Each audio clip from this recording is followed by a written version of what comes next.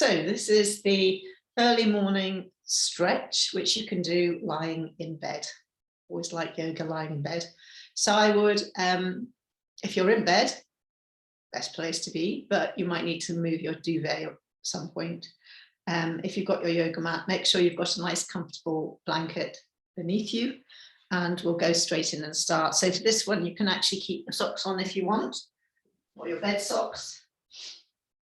It's important that you stay warm.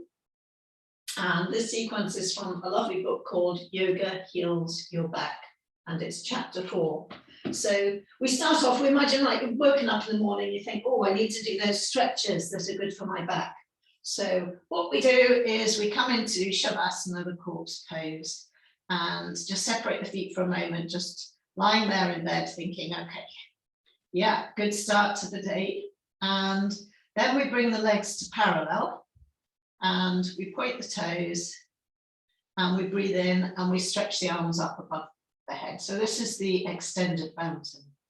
And what I'd like you to do is I'd like you to really extend. So move your legs out of your hip socket if you can. As you do that, you'll feel that your belly area is stretching and opening, and the belly button's even coming into the spine a little. And then stretch the arm, stretch. Okay, as though somebody was holding your wrists and your arms and really pulling you in opposite directions.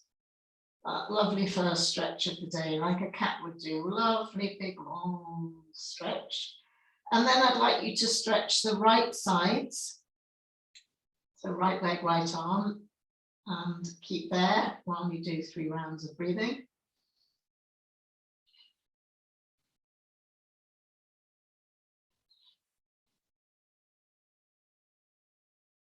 And then release, and the left leg and left hand and arm, stretch, 3 rounds of breathing.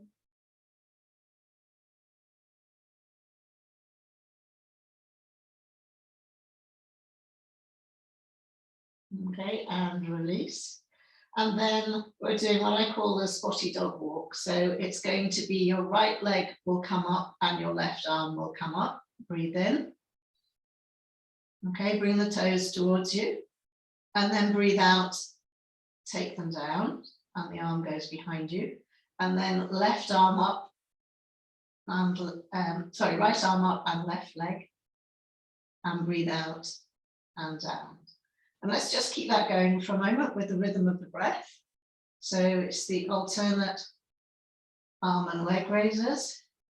As you breathe in, an arm and a leg go to the ceiling and lift. And as you breathe out, they come down. So this is beginning to lubricate your hip and shoulder joints. Also, it's exercising back muscles and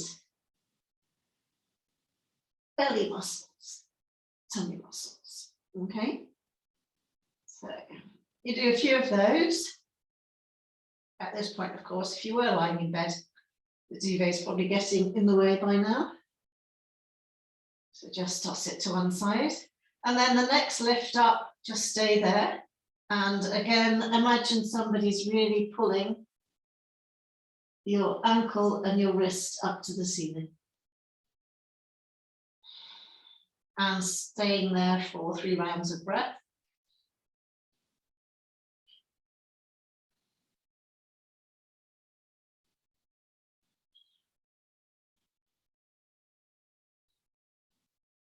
And on the out breath, release, and then the other sides of the alternate limbs.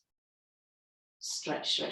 3 rounds of breathing as you stay in the pose. Now you can, while you're there, actually rotate your ankle as you lift that leg up to the ceiling.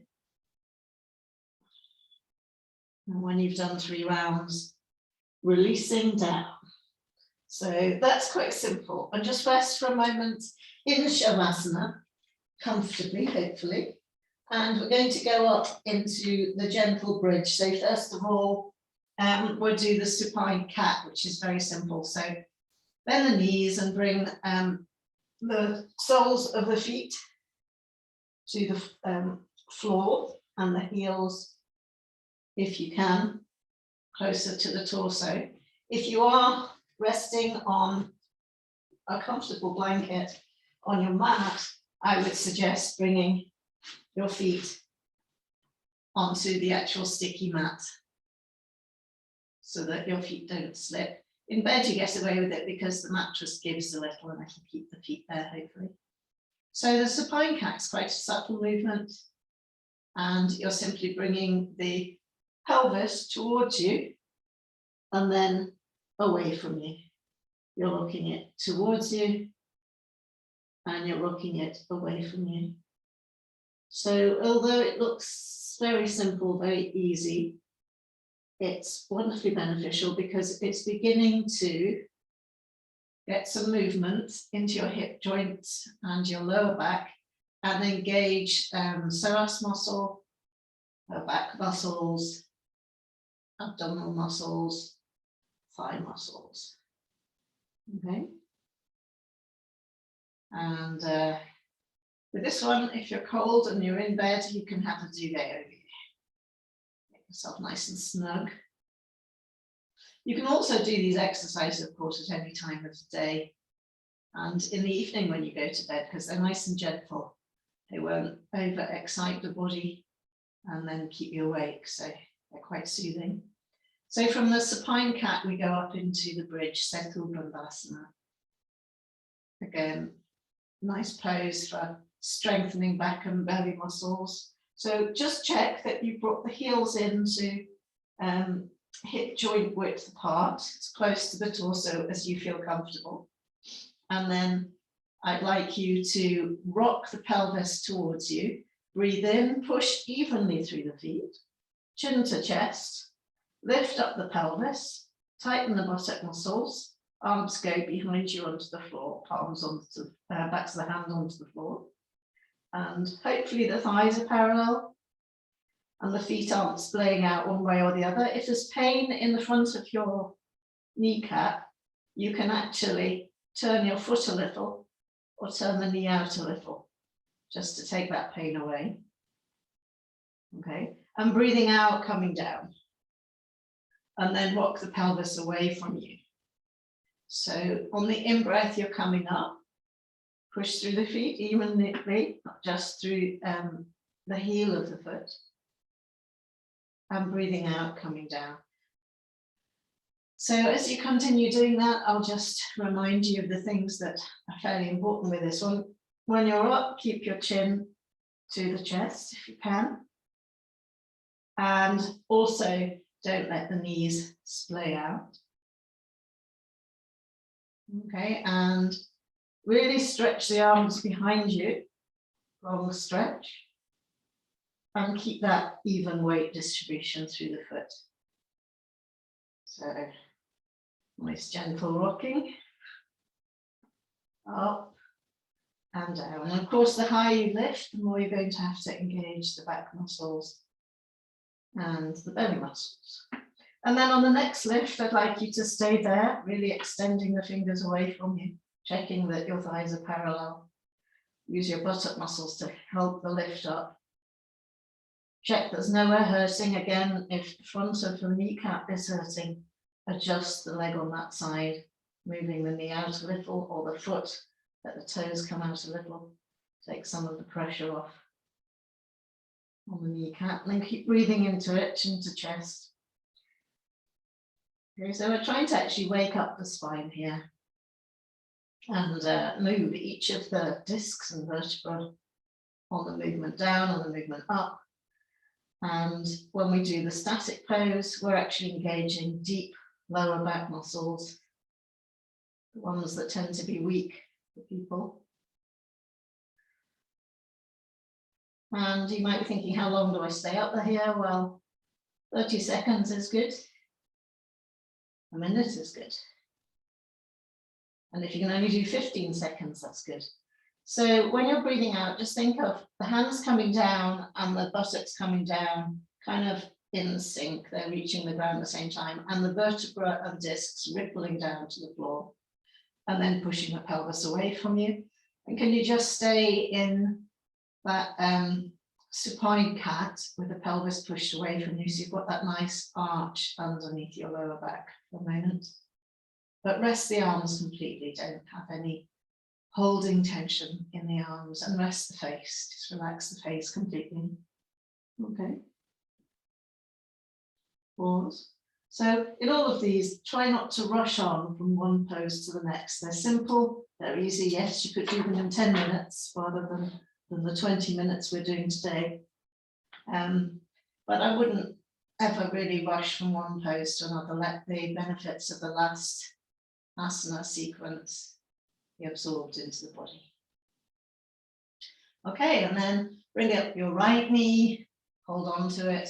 Left knee, hold on to it. So holding quite tight there, pulling in.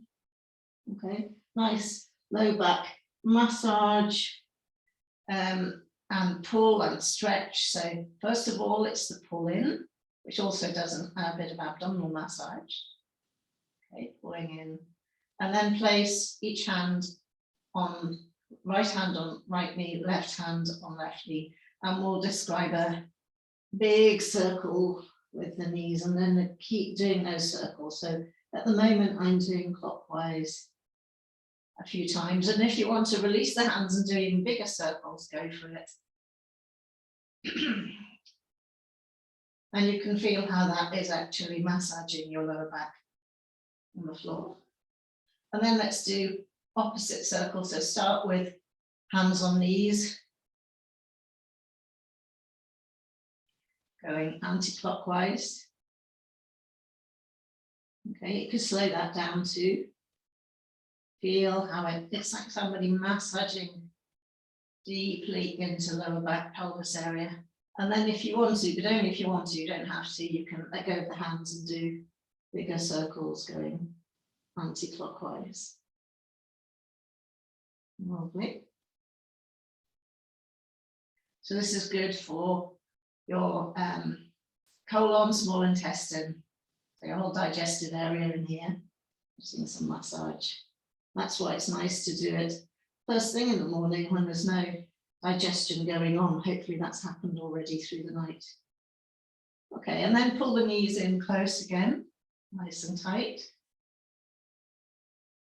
Bit of pressure on the abdominal area. Lovely. Okay, and you can treadle the feet a bit. It's nice to get the ankles moving. Those joints actually working. And then I'd like you to go into Maltese cross with the hands. So your hands are stretched away from you at the shoulder, straight out from the body. And then breathing out, take the knees down to the left, knees quite high up to the arms, and look to the right. And breathing in, come up. And then breathing out, go down, knees to the right, and look to the left. And breathe in, come up. So keep doing that a few times. On the in-breath, coming up, on the out-breath, going down. We tend to move into poses deeper on the out-breath, where the body's relaxing.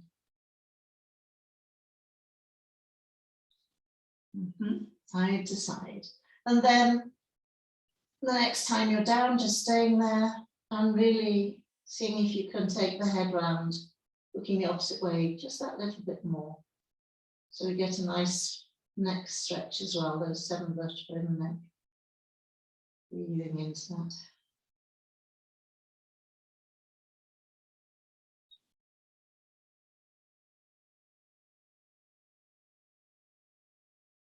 Let go of the arms, resting for a moment as though there was nothing to do. Just that nice, gentle spinal twist happening. And then breathing in, the knees come up. And breathe out, we go the opposite way. And look the opposite way.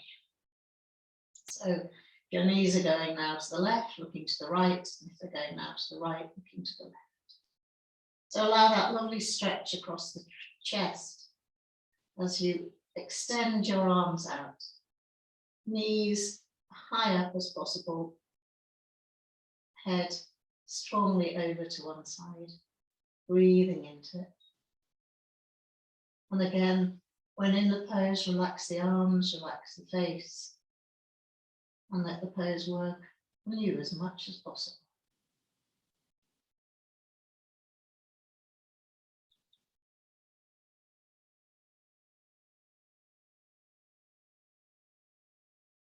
So trying to do about the same amount of time on both sides. And then on the next in-breath, coming up, okay? And then to finish that sequence, we can do what I call the stuffed turkey. So you bring your knees high up, take them out, reach through your knees and hold on to the feet.